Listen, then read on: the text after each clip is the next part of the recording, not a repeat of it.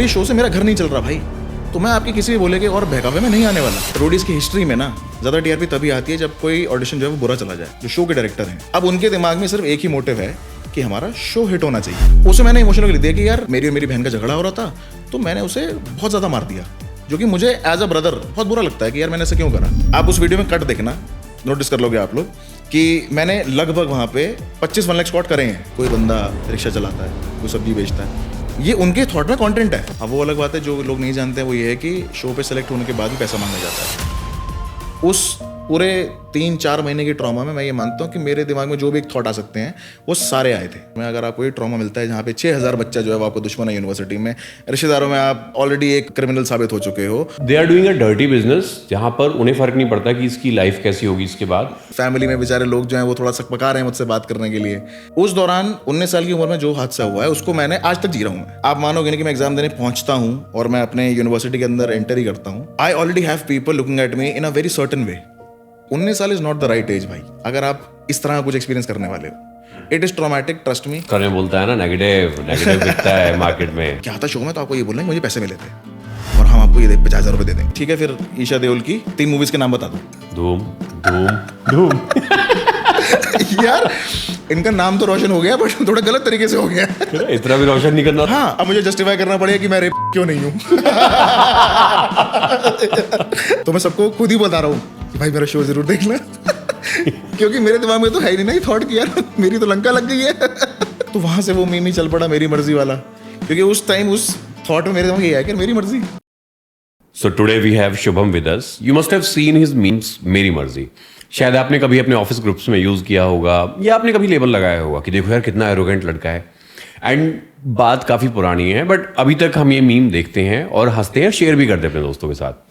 लेकिन ये जो भी चीजें हुई, टीआरपी आई, हम सब ने शेयर किया, ये सब कुछ सिर्फ एक तरफा था। किसी ने जानने की कोशिश ही नहीं करी कि शुभम का क्या हुआ उसके बाद। 19 साल एज थी शुभम की, उसकी लाइफ के ऊपर क्या इंपैक्ट पड़ा, but was the other side of the story. ये बहुत इंपॉर्टेंट है। ऑल्सो नेहा धूपिया अगर शो में आके बोल दे, दैट्स हर चॉइस, वो normal as a society acceptable है। हाँ यार देखो लड़की को सपोर्ट कर रही है। ऑन द अदर हैंड अगर लड़का बोल दे मेरी मर्जी, तो वो भैया एक क्राइम है, एक टेररिस्ट बन गया है वो लड़का, उसके ऊपर लेबल लगा दिया गया। Also will try to know today कि क्या रोडीज एक स्क्रिप्टेड शो है, मतलब क्या होता है, क्या ये एक प्लेटफॉर्म है आपके लिए जहां पर आपको काम मिलेगा, एक अपॉर्चुनिटी है आपके लिए, या फिर ग्लोबली किसी को ह्यूमिलिएट करने का एक प्लेटफॉर्म है कि भैया लोग बुलाओ, गालियां दो, इस तरीके से तोड़ मरोड़ के प्रेजेंट करो मैनिपुलेटिव वे में, और ग्लोबली भाई टीआरपी बटोरो, और इन लोगों की लाइफ का क्या होगा, इनकी मेंटल हेल्थ का क्या होगा, इनकी फैमिलीज का क्या होगा, that doesn't matter. So this is the main agenda of today's show. आज हमारे साथ शुभम है, बहुत सारी बातें हम लोग करने वाले हैं। Will try to decode the Roadies, also will try to focus on that episode कि उस पर्टिकुलर एपिसोड में क्या हुआ था। कॉन्टेक्स्ट में आपको इतना देना चाहूंगा, 57 मिनट्स का टोटल ऑडिशन था जो शुभम का था, बट उसको 10 से 11 मिनट का दिखाया गया था। तो कुछ तो ऐसा रहा होगा यार जो 57 मिनट्स में काटा गया है और हम लोगों तक नहीं पहुंचने दिया गया। मे बी हिज ह्यूमर या may be his good side, but he is not a villain. एक टीन एज का लड़का अगर वहां पहुंचता है, उसकी आइडियोलॉजीज भी आप कैसे ही जज कर सकते हो। हाँ, it's really good to know the people, but it's also really good to know the other side of the story.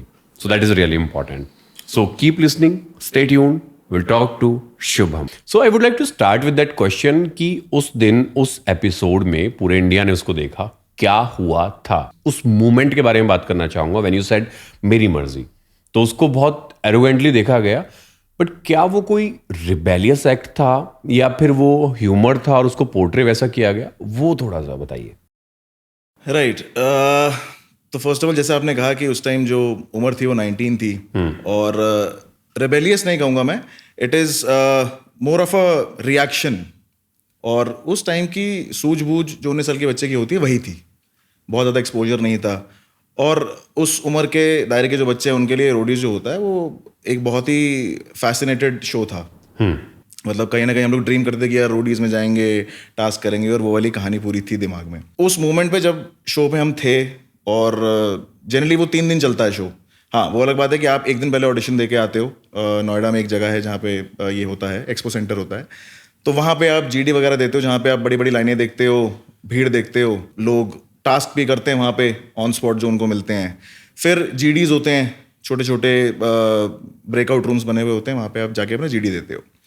तो वहाँ पे पहले कुछ सवाल जवाब होंगे, आपका पर्सनैलिटी चेक करते हैं वो कैसा है, क्या नहीं है आप में, और कहीं ना कहीं वो वहाँ पे शॉर्टलिस्ट कर लेते हैं कि कुछ लोग ऐसे हैं जो ठीक ठाक बोल सकते हैं, ठीक ठाक टास्क कर सकते हैं, और ठीक ठाक उनका मतलब उनके शो पे होने से रोडीज को भी कहीं ना कहीं बेनिफिट हो सकता है। अच्छा गुड कंटेंट वाला कॉन्सेप्ट रखते हैं वो लोग। तो होता क्या है कि ये जो जीडी वाला राउंड है ये आपको रात के 11-12 बजे तक आपको खींच देता है ये।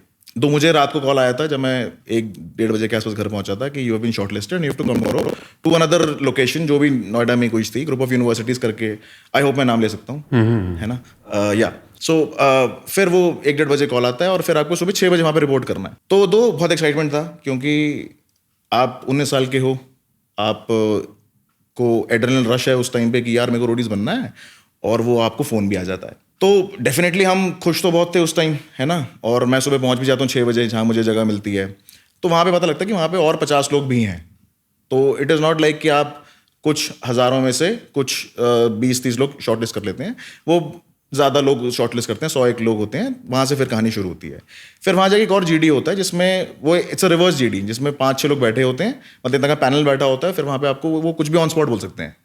It is a fun activity, बहुत मज़ा आता है तब तक, क्योंकि वो आप जैसे अंदर रूम में घुसते हो और वो आपसे नाम पूछेंगे, आप कहाँ से आते हो पूछेंगे, और फिर वो आपको कुछ भी रैंडमली बोल देंगे कि नाच के दिखा, गाना भी तू ही गा और तू ही नाच के दिखा। तो आपको कुछ भी गाना गाना है, मेरे हाथों में 9-9 चूड़ियाँ हैं, और जो भी वो गाना उस टाइम पे होता था, तो वो आपको गाना भी और डांस भी करना है। तो वहाँ तक it is all fun, you enjoy the experience. उसके बाद फिर वो वहाँ से और छटाई करते हैं, then it comes down to around 20-25 people, और वो उसी टाइम पता लग जाता है। वो ऐसे नहीं कि रात को कॉल नहीं आएगा, वो उसी टाइम हाथ का पता लग जाएगा, वो लिस्ट लेके आएंगे बाहर, नाम बोलेंगे, आधे इधर आधे उधर जाओ, और छटाई कर देते हैं वो। वहाँ से शुरू होती है फिर एक्चुअल पीआई की कहानी, जो पर्सनल इंटरव्यू जो आप ऑन एयर शो देखते हो, जो आते हैं, जो मेन लीड जजेस हैं, जैसे रणविजय और ये सब वगैरह जो है, सब उनके सामने आपको खड़ा होना होता है।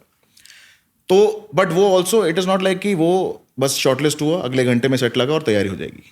सो माई पीआई टुक 3 days। तो वो 3 दिन जो है, वो 3 दिन आपको वहीं आना है, वहीं खाना है, वहीं रहना है।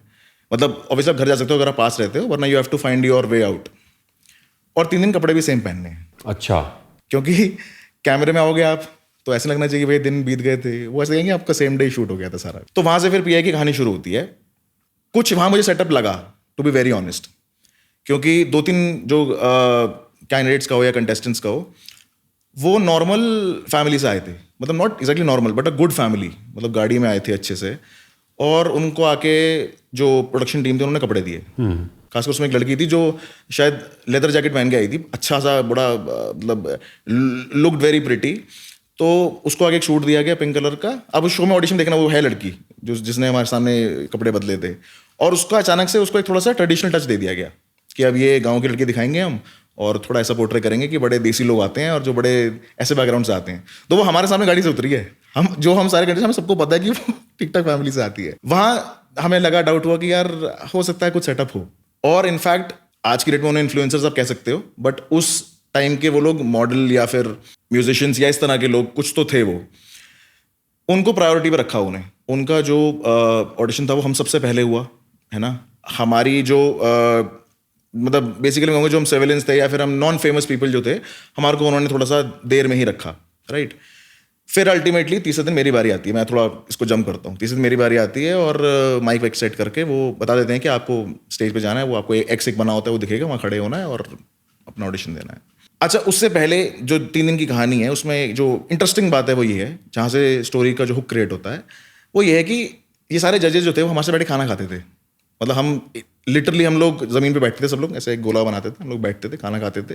मतलब यू वुड नॉट बिलीव कि मेरे इस तरफ बानी वीजे जो काफ़ी फेमस, अब तो वो 4 more शॉट्स में भी आती है लड़की, उन्होंने यहाँ बैठा है, मतलब यहाँ बैठी थी वो, उन्होंने मैगी खाई हमारे साथ। इस तरफ कंटेस्टेंट बैठे हैं, सामने रणवीर बैठा है। उस टाइम एक अच्छा माहौल है, एक बहुत ही टीम बिल्डिंग एक्टिविटी की तरह वो गेम करते हैं, तो एकदम जेल हो जाते हैं सब लोग, और हम सबको लगता है कि हम सब ऑलरेडी रोडीज बन गए हैं, वो वाला वाइब क्रिएट कर देते हैं वो। तो हमारे दिमाग में ना उस समय, क्योंकि उम्र छोटी होती है, 19 साल का मैं था, तो मेरे परसेप्शन ही बन गया, they are good people, they are nice people and we are going to have fun. तो मैं और अपने एंथुसियाज्म में और एक्साइटेड चला जाता हूँ कि मैं बहुत खुश हूँ अब, जो कि गलती भी थी एक तरह से। फिर उसके बाद मेरी बारी आती है और मैं स्टेज पे जाता हूँ तो होता क्या कि स्टेज पे जब आप जाते हो ना तो पहले वो थोड़ा सा नॉर्मल डिम लाइट रखते हैं, जैसे आप जाके खड़े होते हो एकदम से लाइटें ऑन होती हैं, तो अचानक से ना आप उस शो के बीच में खड़े हो जिसको आप सिर्फ टीवी पे फैंटेसाइज करते थे। तो एक तो वो धक्का होता है क्योंकि आप बच्चे हो यार, आप कॉलेज की फर्स्ट ईयर में गए हो, अभी आपको कुछ पता तो है नहीं, है ना। आप वो एकदम लाइटें ऑन होती तो और एकदम सक पका जाते हो कि अरे यार दिस इज हैपनिंग तो वो वाली फीलिंग आती है, राइट। उसके बाद फिर वो ऑडिशन शुरू होता है। शुरू होने से पहले जो एक चीज़ मैं आपको एक थोड़ा सा बता दूं, आई don't know if it will create conspiracy और नॉट, बट हाँ मैं ये ज़रूर जानता हूँ कि उस पूरे शो के दौरान, स्पेसिफिकली पीआई के दौरान, उन जजेस का कोई भी रिएक्शन, कोई भी बोली हुई बात, कोई भी जेस्चर, वो उनका अपना नहीं होता। वो खुद वैसा बिहेव करते ही नहीं है। आप कभी भी नोटिस करना, उनके पीछे या कान के पीछे एक वो माइक लगा हुआ होता है, सॉरी स्पीकर लगा हुआ होता है, जो भी उसे कहते होंगे, हेडफोन लगे हुए होते हैं। डायरेक्टर जो है, जो शो के डायरेक्टर हैं, वो सब कुछ देख रहे हैं। अब उनके दिमाग में सिर्फ एक ही मोटिव है कि हमारा शो हिट होना चाहिए। इट डजेंट मैटर कि कौन किसका क्या स्किल सेट है, कौन सा बच्चा कितना टैलेंटेड है, कौन क्या कर सकता है, उससे उन्हें कोई मतलब नहीं है। एमटीवी सिर्फ ये जानता है कि उसका शो कैसे हिट होना चाहिए। Just like any other telecom industry वाला जो भी होते हैं, प्रोडक्शन हाउसेज हैं, विच इज़ ओके, मतलब मैं ये नहीं कह रहा कि वो गलत कर रहे हैं, बट हाँ उसके कॉन्सिक्वेंसेज बहुत अलग होते हैं इन द लॉन्ग रन, ठीक है। तो जब शो शुरू होता है तो फिर बातचीत होनी शुरू होती है। उसमें आप फॉर्म भर के देते हो एक पहले, उस फॉर्म से आपको खदेड़ा जाता है, जो बेसिकली उनका कॉन्सेप्ट है। अब उस फॉर्म में जब आप भर रहे होते हो तो आप इतना थॉट नहीं रखते उस टाइम कि यार इसको मेरे अगेंस्ट कैसे यूज करा जाएगा, क्योंकि आप तो अपनी सच्चाई लिख रहे हो ना उसमें। आप जो आपने एक्सपीरियंस करा, जो आपने आज तक सीखते आए, आपने जो भी आगे करना है, आप उस टाइम भी कभी नहीं सोच रहे कि आपके अगेंस्ट यूज किया जाएगा इस सारी बातों का। जैसे फॉर एन इंस्टेंस की मैंने उसमें लिखा था, एक बात थी, क्वेश्चन ये था कि will you marry a victim. तो उसमें मैंने कहा था नहीं, I will not marry a victim. तो उन्होंने कहा क्यों? तो वहां से वो मीम ही चल पड़ा, मेरी मर्जी वाला, क्योंकि उस टाइम उस थॉट में मेरे दिमाग में ये आया कि मेरी मर्जी, मतलब मैं क्यों करूंगा। हाँ उस टाइम मैं इसको अच्छे शब्दों में रख नहीं पाया क्योंकि ऑब्वियसली एज एक फैक्टर था, बट आज मैं ये कहना चाहता हूँ कि victim is a tag, people have to understand. मतलब आप चाहे मुझसे आप इस बात में डिबेट करो, बैठो, हम बात कर सकते हैं इस बारे में, बट वहाँ भी उस ऑडिशन में भी मेरी यही बात हुई थी कि आप किसी को टैग कर रहे हो ना, तो जब आप किसी को टैग कर दोगे तो मैं उस नज़र से ही देखूंगा उसे। आपको मैं ये बोलूँगा यार ये बंदा बीमार है, इसको फीवर है, तो you will sit far from him, क्योंकि आपको बीमारी हो सकती है। मैंने उसे टैग कर दिया ना, इसे बीमार है, तो आप उससे दूर हो रहे हो, ये आपका नॉर्मल रिएक्शन है। मेरा उससे ये काउंटर था कि आप अगर कोई है तो आप उसे टैग क्यों कर रहे हो, you just don't highlight that, let him be a normal girl. एक हादसा हुआ है ना, हादसा किसी के साथ भी हो सकता है। अगर आप मेरे से उस हादसे से रिलेटेड टैग करके पूछोगे तो मेरा रिएक्शन, मैं एकदम सिविलियन हूँ यार, मैं एकदम कॉमन मैन हूँ। सोसाइटी में हमें जाना है, हम सेलिब्रिटी नहीं है भाई। आप बोलोगे एक्शन, मतलब मैं एक्शन बोलूंगा तो आपकी एक्टिंग शुरू हो जाएगी, हमारे यहाँ ऐसा नहीं होता। We are normal people, we have to go home, meet our parents, be in the family, be in the society, work, earn money. तो मैं तो वही बोलूंगा जो मेरी सोसाइटी अलाउ करती है ना।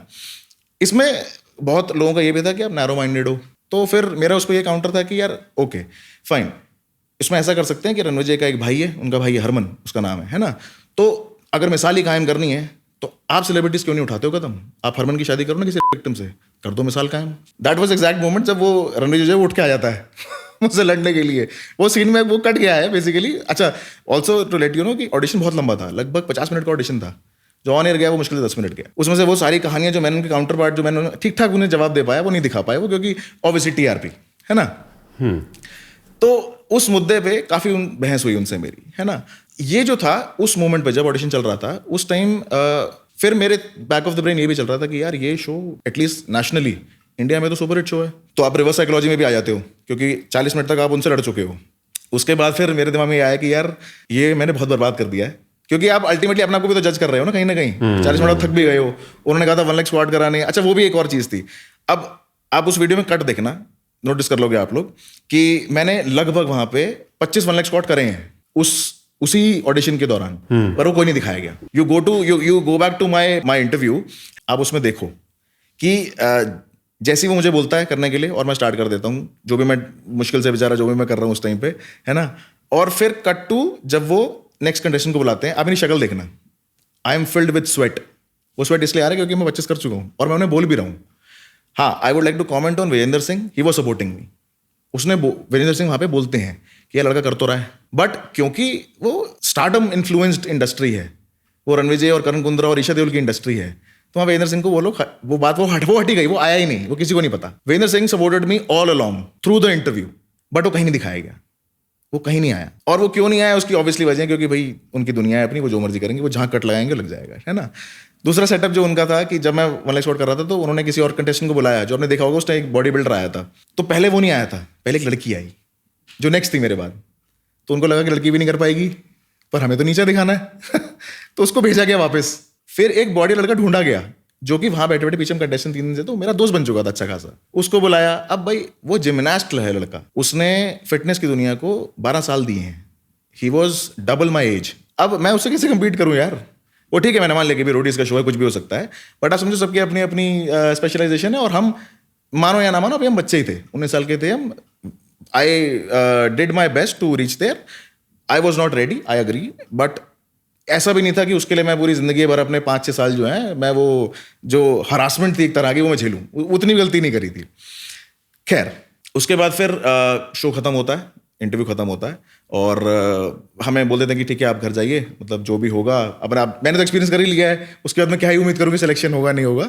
तो मैं गाड़ी में बैठ के घर आ जाता हूँ, ठीक है। अच्छा ये बात है 2014, आई वुड से नवंबर के आसपास की बात है, है ना। हाँ नवंबर के आसपास की बात है, और दिसंबर आते आते तक ये शो की टीजर जो है वो बाहर आ जाते हैं। मुझे आज भी याद है 2015 जनवरी ये शो ऑन एयर जाता है, और मेरा जो इंटरव्यू है वो टेलीकास्ट होता है। मतलब एक छोटा सा जो रिकैप दिखाते हैं ना कि कल क्या आने वाला है, पहले उसी में आता है, तो उसी में चेहरा दिखा देते हैं, और उसी में वो मेरी मर्जी और वो I want to be an army officer वो सारा दिखा के पूरा वो क्रिएट कर देते हैं हुक, ये अगला शो तो लोग देखने आएंगे। उतनी सी ही क्लिप में आप मान के चलो कि मेरे पास फेसबुक और उस टाइम पे ऑरकुट तो नहीं था शायद से, इंस्टाग्राम आई डोंट नो कि आ चुका था या नहीं आया था, मतलब व्हाट्सएप और ये सब पे बम्बार्डमेंट थी मैसेजेस की। अब 19 साल की उम्र में अगर आपको रैंडम टेक्स्ट आने लग जाए ना, तो आप बहुत बढ़िया फील करते हो, वो वाइब भी अलग होती है। उसमें ऐसा लगता है कि भाई अब तो बन गई बात हमारी, अब पापा मर्सिडीज खरीदनी है तो वो वाली वाइब आपको आ जाती है ना। और आप बिलीव करने लगते हो कि भाई कल जो है ना, कल रात को 8 बजे मेरी जिंदगी बदलने वाली है। तो मैं सबको खुद ही बता रहा हूँ कि भाई मेरा शो जरूर देखना क्योंकि मेरे दिमाग में तो है ही नहीं थॉट कि यार मेरी तो लंका लग गई है तो मैं सबको खुद ही मैसेज कर रहा हूँ कि यार प्लीज भाई टाइम से 8 बजे फ्री हो जाना, सब लोग साथ में देखेंगे बैठ के तो अगला दिन आता है, 8 बजते हैं, शो शुरू, और हम देखते हैं कि फर्स्ट सेकंड में मेरी एंट्री होती है उसमें।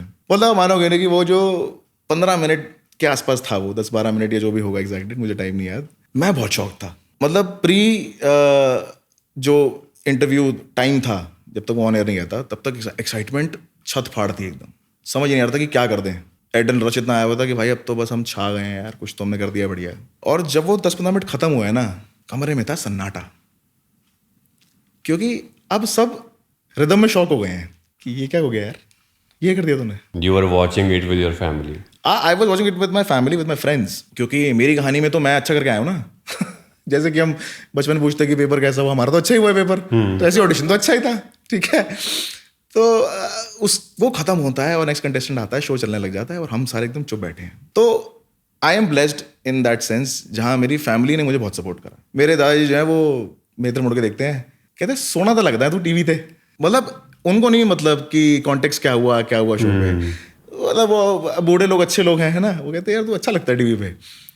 पापा मम्मी जो है वो थोड़े सा जरा शांत हैं, क्योंकि अब वो अकेले नहीं देख रहे ना, अब दोस्त बैठे हुए हैं, और दोस्त भी हाइप तो कर रहे हैं, पर उनके अंदर भी थोड़ा सा एक डर है कि बकचोदी हो गई है बहुत बुरी और ये गड़बड़ हो गया है। अच्छा प्रॉब्लम ये थी कि उस टाइम कॉलेज किया, फर्स्ट ईयर में हो, है ना, और मैंने इतना थॉट दिया ही नहीं कि जब फेमस हो जाते हो तो प्रॉब्लम्स क्या आती हैं। मतलब दो मेरा सिंपैथी भी है सारे। I will come to that part, मैं वो हाँ आफ्टर मैथ की बात करेंगे हम, बट हाल फिलहाल मैं इंटरेस्टेड हूँ जानने में उस पर्टिकुलर मोमेंट और उस एपिसोड को, व्हाट ट्रिगर्ड द जजेस। पूरा कॉन्टेक्स्ट, अगर 57 मिनट का वो इंटरव्यू था तो मुझे पूरा कॉन्टेक्स्ट बताओ कि एग्जैक्टली ये हुआ था, so that we should know कि आपकी स्टोरी ये है और ये काट दिया था उन लोगों ने just for the sake of TRP.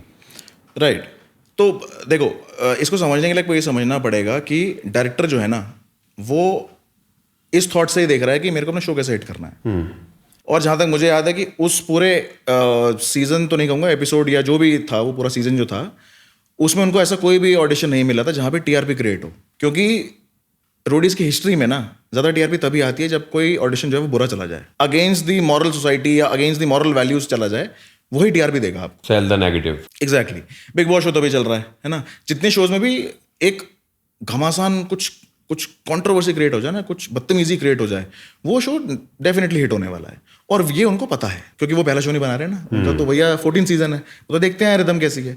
उनको बस ये मिल गया कि हाँ ये है हमारा फेमस होने का तरीका। ऐसे बहुत सारे मेरे को मैसेज आए, मैं ये नहीं कहता कि हाँ वो ऐसा है रियल में, बट ऐसे बहुत सारे मैसेज आए कि भाई रोडीज जो X3 X4 जो भी सीजन था वो हिट ही हुआ क्योंकि तुमने वहां से बदतमीजी करी थी, वरना कोई नहीं देख रहा था क्योंकि उस शो में रघु राजीव नहीं थे। तो बहुत सारे लोगों ने बॉयकॉट कर दिया था उस टाइम पे कि भाई हमें नहीं देखना, रघु राजीव तो सबसे एलिमेंट थे शो के, वो इस शो में है नहीं, हम देखेंगे नहीं। तो ये भी लोगों ने कहा कि यार आपने क्योंकि वहां पे इस तरह की बातें करी तो शो हिट हो गया। तो मैं तो ये समझूंगा कि यार नेगेटिव पब्लिसिटी तो हॉट सेलिंग है। और उस दौरान जब मैं ऑडिशन दे रहा हूं तो मैं तो एक्साइटेड हूं ना, मैं तो बस कुछ भी बोल दे रहा हूं कि ये क्यों था इसलिए था, ये क्यों था इसलिए था, वो क्यों नहीं करोगे, नहीं करूंगा क्योंकि हमारे दिमाग में शो आ ही नहीं रहा, हमारे दिमाग से इतना ही आ रहा है कि हम स्टेज पे खड़े हैं। अच्छा, so it was your humour, definitely humour. I was not against them, I was just trying to be cool. और जनरली ऐसा होता है कि उस उम्र में आपको कूल ही बनना है ना, कि मैं मतलब टीनेज में लड़का है 19 साल का, मतलब क्या है, मेरे दिमाग में तो यही थॉट आया हुआ है कि यार मैं यहाँ खड़ा हूँ ना तो इतना ही बहुत है, मैंने अचीव कर लिया, करना है जो करना था। क्योंकि मेरे साथ के भाई लगभग नाना करते हुए भी 300-400 बच्चा तो है स्कूल का, कॉलेज का, जो नहीं कर पाया। मैं तो उसी में खुश हूँ, उसी रिदम में हूँ मैं। और मैं ये समझ ही नहीं पा रहा हूँ कि इस टाइम मैं जो भी बोल रहा हूँ ये ऑन रिकॉर्ड है और इसे किसी भी तरह से यूज करा जा सकता है। अगर वीडियो दोगे उसमें लगभग मेरे हिसाब से कम 20-30 कट है जहां मैं कुछ बोल रहा हूँ कुछ और बन गई बात। उसमें एक और एलिमेंट था कि आपकी लाइफ की, अच्छा उनके क्वेश्चंस कैसे होते हैं, what is that one mistake which you regret in your life. उसे मैंने इमोशनली लिख दिया कि यार मेरी और मेरी बहन का झगड़ा हो रहा था तो मैंने उसे बहुत ज्यादा मार दिया, जो कि मुझे एज अ ब्रदर बहुत बुरा लगता है कि यार मैंने ऐसा क्यों करा। अब वो क्वेश्चन क्या है कि आप क्या रिग्रेट करते हो अपनी लाइफ में, you are feeling sorry for it, है ना। उसे ये कैसे पूछते हैं ऑडिशन में, तो होता कौन अपनी बहन पे हाथ उठाने वाला। अबे भाई एक मिनट, यहाँ प्रोसेस कर रहे थे मुझे, मैंने ऐसा नहीं लिखा है कि मैं ये चाहता था करना या फिर ये मैं यही करता हूँ। I regret that, you have to understand. वो क्वेश्चंस को प्लेस ही ऐसे करेंगे जैसे फॉर एग्जाम्पल, एक और एग्जाम्पल देता हूँ आपको, जो आप थ्योरी देखना उनकी कैसी है कि अगर एक लड़की बोलती है कि यार मेरा एक बॉयफ्रेंड था, उसने मेरे साथ धोखा कर दिया, उसने किसी और को पसंद कर लिया मेरे ऊपर और मैं कुछ कर नहीं पाई, तो what they will make that girl do, वो बोलेंगे उसको फ़ोन कर लड़के को, इसको गाली दे, हम भी देंगे। तो ये समझ ले, ये मतलब एक और उसमें ऑडिशन मैंने देखा था, ये माइक है, इस पर उसको विग बना दी, चश्मा लगा दिया, अब ये जो है ये लड़का है, इसके साथ जो करना है कर। तो बेसिकली आप क्या सिखा रहे हो भाई, वायलेंस सिखा रहे हो ना, आप वायलेंस ही करवा रहे हो। फोन पे गाली देना is not justified, right, you can not do that. Same story में लड़का आता है, बोलता है सर लड़की ने मुझे धोखा दे दिया और मैंने उसे चाटा लगा दिया था, तो उसकी वो मां बहन कर देंगे कि तू होता कौन है चाटा लगाने वाला, लड़की ने धोखा दे दिया तो क्या हो गया। भाई आप सेक्सिस्ट क्यों हो रहे हो, आपको इक्वालिटी पे बात करनी है ना। आप जजेस में 2 फीमेल हैं 2 मेल हैं, 1 फीमेल है 1 मेल है, ऐसा क्यों किया जाता है, क्योंकि इक्वालिटी। अभी मतलब अगर धोखा भी कोई सेक्सिस्ट वो वाला सेंट्रिक है क्या, कि अगर लड़की को धोखा मिल रहा है तो तू तो बिल्कुल मां बहन कर दे, लड़के को मिल रहा है तो तू कैसे, तेरे को धोखा मिलना चाहिए, तुम्हारा लिखा है धोखा, ऐसा तो नहीं हो सकता ना। तो उनकी थ्योरी में शो हिट होना चाहिए, उसके लिए वो आपकी जिंदगी के बारे में परवाह नहीं करेंगे। उस दौरान 19 साल की उम्र में जो हादसा हुआ है उसको मैंने आज तक जी रहा हूं मैं, वो आज तक कोई ना कोई एक जरूर एक ट्रॉमेटिक आदमी जो होगा जिसकी खुद की जिंदगी में दुख होगा, मुझे जरूर बोल देगा कि तूने भी क्या कर लिया, तेरी भी तो बेइज्जती हुई थी शो पे। अब मैं उसे कैसे समझाऊं कि भाई वो बेइज्जती उनके हाथ में ही थी सारी, वो पहले भी कर सकते थे, अगर मैं कभी शो में पहले चला जाता या और छोटे में चला जाता तो पहले भी कर सकते थे। तो टेक्निकली उस शो का पर्सपेक्टिव आपकी तरफ से is all fun and fascination and excitement, but आपको ये नहीं पता कि वो आपको किस तरह से देख रहे हैं। तो आप जितनी मर्जी मेहनत कर लो या जो मर्जी कर लो, अगर उनके थॉट में आपकी बेसिस पे टीआरपी लेना है, they will make most of it. वो समझ में लेट आता है मेरे हिसाब से, तो ये रहा। सो बेसिकली अगर नेहा धूपिया ये बात बोलती है, कोई लड़की अगर वहां पर आती है तो नेहा धूपिया बोलेगी that's her choice. On the contrary अगर एक लड़का बोल देता है मेरी मर्जी, तो ये क्राइम है, आप क्रिमिनल हो, आपको पता नहीं है। Basically Roadies is a perfect example of hypocrisy and biasness, total biasness, also stupidity. अब वो जमाना नहीं रहा है, 2025 आ गया, बहुत अवेयर हैं लोग, सब देख चुके हैं, सब जानते हैं। और ना कि सिर्फ एक शो, उसके बाद तो शार्क टैंक भी गए, वहाँ भी वो रणविजय साहब मिले हमें, वहाँ भी उनसे हमारी बातचीत हुई, मिलना हुआ। Though I am jumping to the story, वो अनदर स्टोरी है, बट मैं ये समझा रहा हूँ कि वहाँ भी कहानी सेम ही थी उनको शो से मतलब है। आप अगर गरीब दिखा सकते हो अपने आप को, बहुत बढ़िया, टीआरपी है भाई। अगर कोई बंदा रिक्शा चलाता है, कोई सब्जी बेचता है, ये उनके थॉट में कंटेंट है। आप अपनी रोजगार कमा रहे हो और उनके लिए कंटेंट है कि तुम कितना गरीब दिख सकते हो। Basically they are selling the negative emotions, negative emotion because it sells easily. Understood. वहां पे एक और मेरे को ऑडिशन याद है, वहां पे एक और लड़की आती है जो बिल्कुल हंस खेल रही है हमारे साथ और उसे कोई दिक्कत नहीं है, वो हमारे साथ ही खाना खा रही है, वो एकदम चिल आउट लड़की है, और अचानक से वो जाके अपने फादर को बदनाम कर देती कि my father has touched me in a bad way. और हम सब बाद में देख रहे हैं यार ये कौन सी कहानी है। तो people are selling their own self in a negative format. उसकी मतलब जो हमने तो उसको देखा, मैं ये नहीं बोल सकता कि यार वो हमारे सामने फेक कर रही थी, but when it comes to emotion, females के अंदर ज़्यादा रिफ्लेक्टिव होते हैं ना। आप समझ जाते हो कि हाँ यार कुछ तो दुख है, कुछ तो प्रॉब्लम है। छुपाना आसान है, ऑब्वियसली छुपा लेते हैं सब लोग, बट देन इतना ज़्यादा बड़ा इमोशन और उसको इतना लाइटली कैजुअली उसने कह दिया बस शो की टीआरपी के लिए, तो मैं बहुत शॉक्ड था। इवेंचुअली हर शो के फॉर्मेट में अगर आप एक नेगेटिव कहानी, एक ऐसा किस्सा सुना सकते हो जिससे आपको कुछ हार्म हुआ है, कुछ हादसा हुआ है, दैट इज कंटेंट। तो बेसिकली अभी तक जो आपकी बात से मैं समझ पाया हूँ वो ये है कि काफ़ी मैनिपुलेटेड वर्जन था वो जो हमें दिखाया गया था, that went on air. So उन्होंने वो basically they are doing a dirty business जहां पर उन्हें फर्क नहीं पड़ता कि इसकी लाइफ कैसी होगी इसके बाद, इसकी मेंटल हेल्थ कैसी होगी, zero accountability, zero responsibility, simply controversy for that TRP. Exactly, this is the dirty game that is going on in Roadies. It's a filthy game. Dirty तो फिर अच्छा वर्ड है, इट्स अ फिल्थी गेम। मतलब आप ये समझ लो ना कि यार बच्चा फर्स्ट ईयर में है, अब हाथ से कैसे शुरू होते हैं। शो ऑन एयर जाता है जनवरी में, फरवरी में हमारे एग्जाम्स हैं। आप मानोगे नहीं कि मैं एग्जाम देने पहुंचता हूं और मैं अपने यूनिवर्सिटी के अंदर एंटर ही करता हूं, आई already have people looking at me in a very certain way. उसमें से आधे मुझे बहुत बेगैरत मान रहे हैं, उनकी आंखों में झलक रहा है। आधी लड़कियां मुझे ऑलरेडी मान चुकी हैं कि मैं बस प्रूव ही नहीं हुआ है बट मैं हूँ खराब लड़का, है ना। और जो कुछ लोग जो मेरे सपोर्ट में मेरे दोस्त हैं जिनसे हमने फर्स्ट टाइम दोस्ती करी, बेचारे वो भी डरे हुए हैं क्योंकि उन्हें भी बुली किया जा रहा है कि तुम्हारा दोस्त ऐसा, तुम भी ऐसी हो। अब एक शो के बेसिस पे ना जो मेरा अपना पर्सनालिटी है वो डिफाइन हो चुका है कि मैं हूं खराब लड़का, मैं हूं ही गंदा, मैंने कुछ अच्छा करा ही नहीं है जिंदगी में। उस उम्र में वो सब एक्सपीरियंस करना, आई फील कि मतलब नहीं करना चाहिए। पहली चीज तो आप वो एक्सपीरियंस मत करो क्योंकि it is devastating, it breaks you in some particular way. क्योंकि अब आपको हर बंदा जो है वो खराब ही नजरों से देख रहा है। एक यूनिवर्सिटी में 6000 बच्चा है, 6000 बच्चा आपको सिर्फ they are looking down on you. और वो उम्र में कॉन्फिडेंस डेवलप होना है भाई। क्योंकि एक टीआरपी के लिए किसी एक डायरेक्टर को लगा कि this is the right way to gain audience. Exactly. और उन्हें फर्क नहीं पड़ता कि इसकी जिंदगी खराब हो, राइट, ये कोई गलत स्टेप उठाए, राइट, इसको लोग बोलें या क्या टैग इसके ऊपर लगाएं, they don't care about it. They have मतलब उनका वो नहीं है ना, उनको क्यों होंगे उनको कि भाई वो उन्होंने मुंबई चले जाना है, वो अपना शो चलाएंगे। और आप एज अ सिटीजन एक अकेले आप क्या कर लोगे मुंबई जाकर, उनसे बदला थोड़ी ले लोगे, उनकी अपनी दुनिया है, क्या ही बिगाड़ लोगे उनका, क्या ही बिगाड़ लेंगे हम उनका, है ना। इस थॉट से वो आपसे जितना कुछ टीआरपी जूस कर सकते हैं वो इररिस्पेक्टिव ऑफ क्या वे है उनका, वो करेंगे। All right. Shubham, in between those 57 minutes और क्या हुआ था ऐसा दैट यू थिंक कि आपका ह्यूमर वहाँ पे दिख जाता लोगों को, या आपके ह्यूमर से प्यार हो जाता, या आपका सॉफ्ट साइड दिख जाता, बट वो काट दिया गया वहाँ पे? मतलब मैं अभी भी ये मानता हूँ कि it was just in humour. हुआ क्या था कि it's a very funny thing to tell you. जब उन्होंने देखा कि मैंने फॉर्म में लिखा है कि हाँ यार मुझे बॉलीवुड बहुत पसंद है ना, क्योंकि उस टाइम पे बॉलीवुड पसंद ही होता है हर एक को ना, तो मैंने भी लिख दिया कि हाँ मुझे भी अच्छा लगता है ये सब चीज़ें, है ना। तो अब आई गेस रणविजय सिंह था जो मुझे अभी तक याद है, थोड़ी मेमोरी अनकल्टिवेटेड है बट हाँ रणविजय था वो। उसने ऐसे इम्प्रॉम्प्टू पूछा कि ठीक है फिर ईशा देओल की 3 मूवीज़ के नाम बता दो। अब मुझे ये लगा था कि ये आउट ऑफ ह्यूमर ही लिया जाएगा, पर मुझे नहीं पता उसको बैकफायर करेगा, है ना। तो जब उन्होंने पूछा कि ईशा देओल की 3 मूवीज़ के नाम बता दो, मैंने कहा सर धूम धूम धूम और मैं उसके बाद चुप हो गया। ऑडियंस हंस रही है और अब मुझे बहुत कूल लग रहा है अपने आप को कि मतलब हंसा दिया यार मैं तो उस टाइम मुझे लगा कि ये भी फनी लेंगे क्योंकि इनको देखेगा ना यार मैं मजाक कर रहा हूँ भाई, मतलब आई एम नॉट मतलब ऑफेंडिंग एनीबॉडी। वहां से ईशा देओल मैडम का गुस्सा पनपा था जहां पे उन्होंने मुझे बाद में कहा मेल शोविनिस्टिक पिग। तो Okay. यहाँ से वो ड्राइव हो रहा है, बट ये शो पे नहीं ऑन एयर तो मैं कुछ कर नहीं सकता उस बारे में.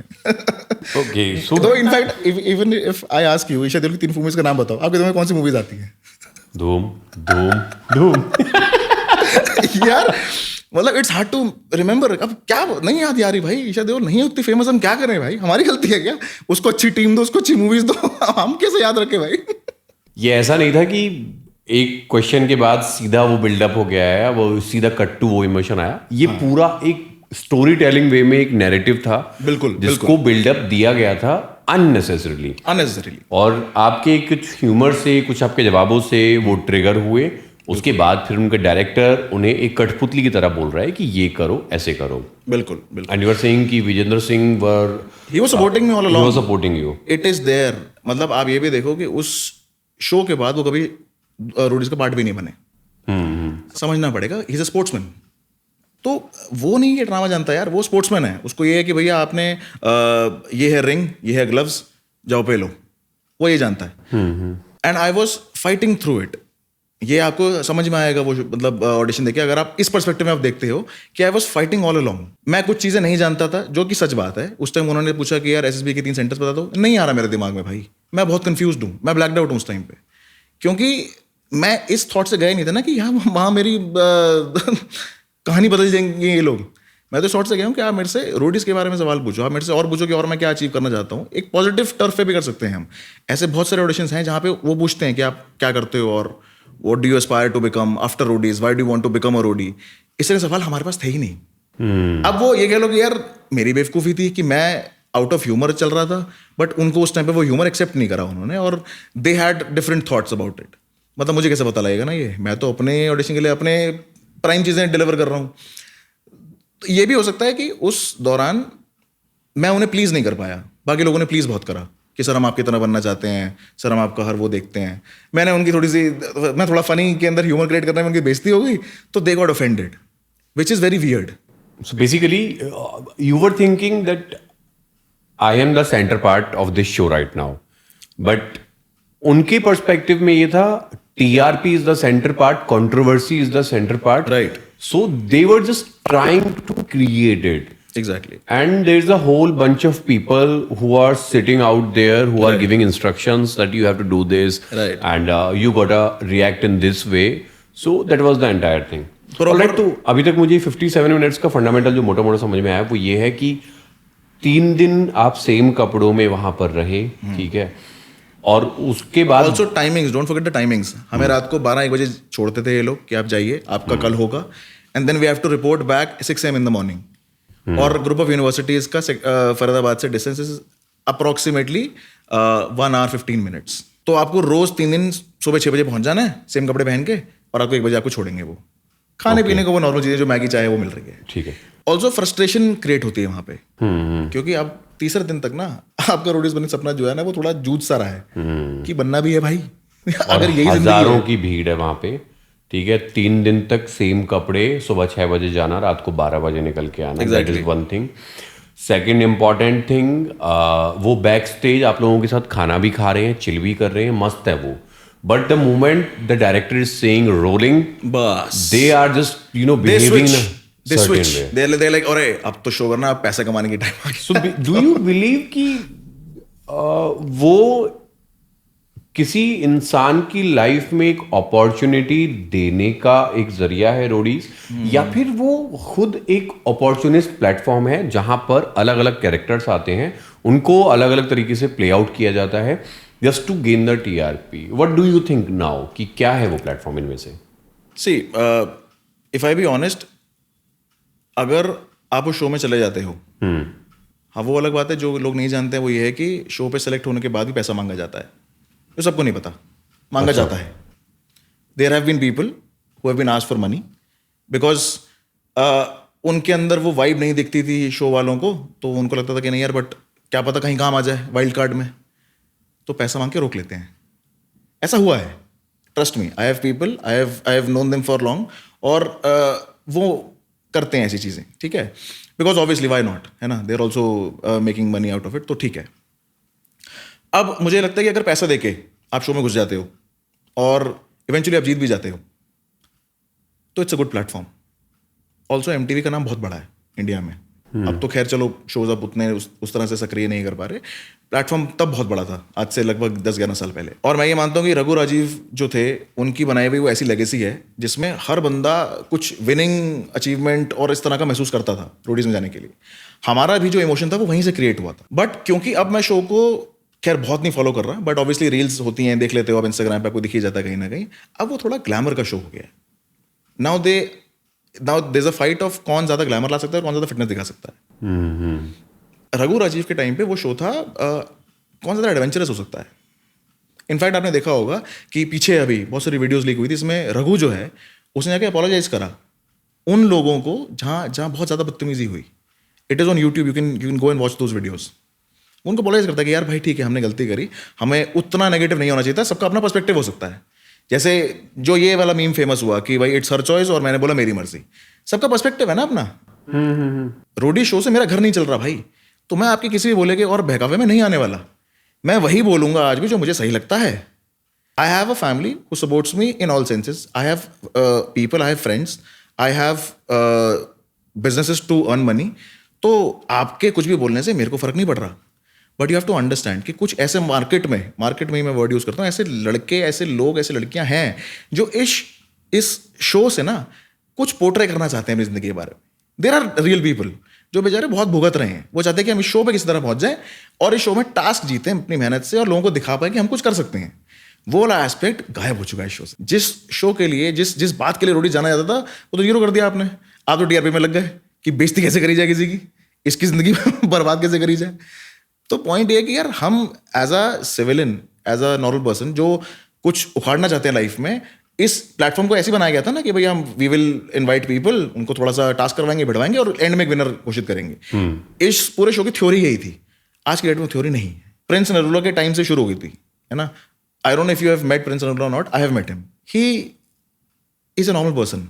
बहुत ज़्यादा जानकारी नहीं है उस दुनिया के बारे में, मतलब मैं डम वर्ड यूज़ नहीं करना चाह रहा, बस इतना ही फर्क है। बट मैं ये कहूँगा कि यार वो उसके पास पैसा है, ही हैज़ गुड बैकिंग, है ना। उसके साथ में एक और लड़का था गुरमीत आपको याद भी नहीं होगा कौन लड़का है। गुरमीत ने उसके साथ में ही स्टंट करे बिकॉज वो लड़का टैलेंटेड था but he didn't had good banking. वो गायब है। गुरमीत मुझे क्यों याद है, क्योंकि उसको जब ये 3 दिन थे, उसको शायद सेकंड डे वाले जब उसका ऑडिशन खत्म हो गया था, उसको मैंने घर छोड़ा था रात को। I drove him home and he is an absolute flute player. उस लड़के ने वहां पे हमारे को इतना एंटरटेन कराया ना, वो इतनी खूबसूरत फ्लूट बजाता था। फिटनेस फ्रीक, आप उससे कोई भी टास्क करवा लो, कैसे बॉडी को वो कैसे भी मोड़ लेगा, कैसे भी कुछ भी कर देगा। वो गायब है, देख लो, वही नहीं। तो टैलेंट की कोई जगह नहीं है कुछ खास। अगर आपके पास पैसा पावर नहीं है, वक्त लग जाएगा, बहुत वक्त लग जाएगा।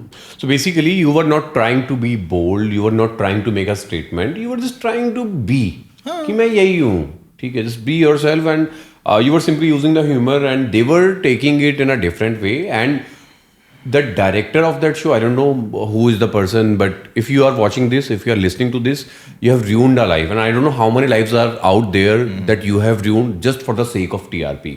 So be accountable for it. So उस डायरेक्टर को वहाँ पर एक अपॉर्चुनिटी नजर आई कि बॉस यहाँ पे तो अब नेगेटिव बिक सकता है, जो रॉकस्टार में बोलता है ना, नेगेटिव बिकता है मार्केट में। हाँ, सो वो एक चीज है। अच्छा, now we are coming to the aftermath. TV पर देखा, कॉलेज में गए, कुछ ऐसे इंस्टेंसेस बताओ दैट यू रिग्रेटेड कि यार मैं क्यों ही गया उस शो पे, ये क्या हो गया मेरे साथ, क्या हो रहा है ये? Oh, that was all March, April, May, June 2015 okay. जब वो शो ऑन एयर जा चुका है और अब सब कुछ कहानी जो है बिगड़ चुकी है। मतलब 4 महीने के लिए मुझे कॉलेज वालों ने ही बोला, मतलब मेरे HOD ने मुझे बुलाया और उन्होंने बोला कि आप कॉलेज मत आओ 4 महीने, क्योंकि बहुत प्रॉब्लम्स आ रही हैं, कॉलेज को प्रॉब्लम आ रही हैं, क्योंकि बच्चे जो हैं वो अब्जॉर्ब ही नहीं कर पा रहे ये बात कि भाई it was just a show and you can relax. कुछ लड़के ऐसे हैं जो फोमो में हैं अब कि हम क्यों नहीं थे, हमें क्यों नहीं इतना फेम मिल रहा। उनका फोमो कैसे क्रिएट हो रहा है, क्योंकि उनकी जो सो कॉल्ड गर्लफ्रेंड्स हैं, वहाँ वो अलग बात है, वन साइडेड आशिकी थी उनकी, और उनकी सो कॉल्ड गर्लफ्रेंड्स जो हैं वो मेरे साथ आके फोटो ले रही हैं। मतलब दे लाइक द थॉट कि I have been to a show and I can be, you know, I can give them good likes if they posted a photograph. तो वो उस तरह से मेरे से फोटो खिंचा रही हैं। अब जिनकी गर्लफ्रेंड्स हैं वो मेरे से वो मुझे मारने के लिए ढूंढ रहे हैं कि इसकी तो मार लगानी है। तो आपको समझना ही पड़ेगा कि 19 साल is not the right age भाई, अगर आप इस तरह का कुछ एक्सपीरियंस करने वाले हो। It is traumatic, trust me. Family, not just माँ बाप तो आपकी सपोर्ट कर ही रहे हैं क्योंकि उनके पास और कोई चारा नहीं है, वो उन्हें करना ही पड़ेगा। तो they are also little hurt कि यार तूने क्या कर दिया, ये तूने ऐसा क्यों कह दिया। मैं उन्हें समझा नहीं पा रहा कि भाई मैंने और भी बहुत कुछ कहा है ही नहीं शो में, क्या करूँ मैं। तो उनके लिए ट्रॉमेटिक ये था कि हम किसी फंक्शन में जा रहे हैं, फैमिली फंक्शन में, किसी शादी में जा रहे हैं, किसी बर्थडे में जा रहे हैं, तो सब लोग उनको बोल रहे हैं कि हाँ भाई रोडीज क्या हाल है, और उनको पूछ रहे हैं कि ये लड़का तो आपका बहुत फेमस है, बहुत नाम देगा आपको। अब वो सरकाज़म जो वो बोल रहे हैं मेरे माँ बाप टाल रहे हैं, बट ट्रस्ट मी अभी हम इसको हंसी मजाक में बोल रहे हैं क्योंकि 11 साल हो चुके हैं। उस टाइम पे इट वाज डेवास्टेटिंग भाई, मैं तो बहुत हर्ट फील कर रहा था कि यार ये क्या एक्सपीरियंस करा हुआ मैं माँ बाप को। इनका तो नाम रोशन करना था इनका नाम तो रोशन हो गया बट थोड़ा गलत तरीके से हो गया। इतना भी रोशन नहीं करना था। हाँ, अब सब लोग जानते हैं मैं बाल कटाने जा रहा हूँ तो वीडियो दिखा के ये भैया आप ही हो। यार तू बाल काट यार क्या करना तो सब रास्ता पे ढूंढ रहे हैं कि यार हमें भी जाना है। तो मैं तुम्हें क्या बताऊं भाई, मेरी तो अपनी जमीन हिला दी उन्होंने। तो मैं क्या बताऊं मैं, ठीक है। Also people were trying to capitalise on it कि वो यार एक काम करो आप आपकी हमें थोड़ी बाइट लेनी, वीडियो लेनी है, तो हम आपको ना ऐसे बोलेंगे कि क्या था शो में, तो आपको ये बोलेंगे मुझे पैसे मिले थे और हम आपको ये 50,000 रुपये दे देंगे। मैंने कहा भाई ये सब नहीं करना था, तभी तो मैंने वहाँ पे इतना सब कुछ बोल दिया। अगर यही वाला थॉट होता मेरा तो मैं वहीं नहीं बिक जाता। मैं वहीं दब के रहता ना उनसे कि नहीं यार मेरी जिंदगी तो रोटी से बनना है भाई, तभी रोटी मिलेगी। तो इस तरह के भी लोग रहे हैं, डीएम्स आना, मैसेजेस आना, हर तरह के। फैमिली में बेचारे लोग जो हैं वो थोड़ा सकपका रहे हैं मुझसे बात करने के लिए। अब माँ बाप बोल रहे हैं कि जाओ जाके साथ में खड़े हो, या फिर फोटोग्राफ नहीं होती तो शादी में फोटोग्राफ होती है, तो वहाँ जाके जब वो ऊपर आ रहे हैं तो लड़के या लड़के जो भी हमें जानते हैं वो कह रहे बस हो गया फोटो हो गई।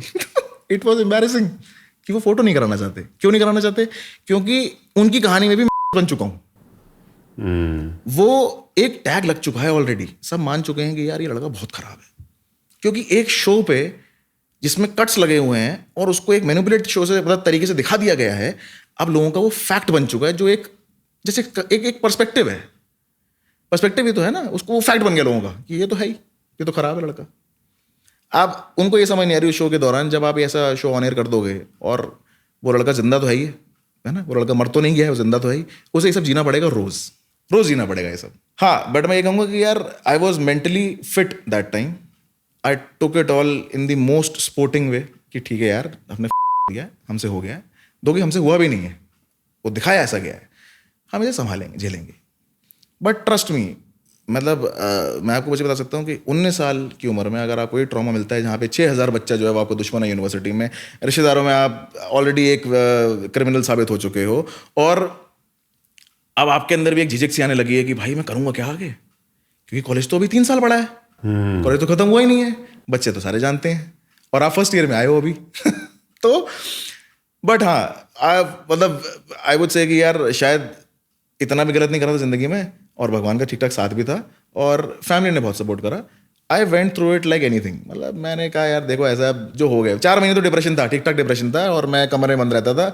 जैसे हम सुनते हैं ना कहानियाँ कि वो हनी सिंह को या कपिल शर्मा को क्या हो गया है, कि उनको क्या बीमारी फील हो रही है, मैं वहाँ तक ऑलमोस्ट पहुँच गया था कि लोगों का डर क्या होता है। मतलब आपको ऐसा फील होने लगता है कि जैसे आप कहीं भी जा रहे हो तो ये जो 2 लोग बात कर रहे हैं ना, ये भाई मेरे बारे में बात कर रहे हैं और ये शायद अभी मुझसे लड़ने आ जाएंगे। ये डर जो होता है मैंने 19 साल की उम्र में एक्सपीरियंस कर लिया था ऑलरेडी, क्योंकि जवान दिमाग था और भटकने के लिए थोड़ा स्पोर्ट्स खेल लेते थे हम, तो उस तरफ बहुत नहीं सोचा मैंने, और मेरे दोस्त बहुत सपोर्टिव थे। I am lucky in that sense. उन्होंने फाइट करा मेरे लिए, उन्होंने कोई बोला भी तो उसको उससे झगड़ने चलेगा कि तू जा जानता है। तो ये वाली कहानी रही उनकी। बट ट्रस्ट मी, मैं वो उस दायरे तक पहुंच चुका था जहाँ पे आप ये फील करते हो कि यार अब शायद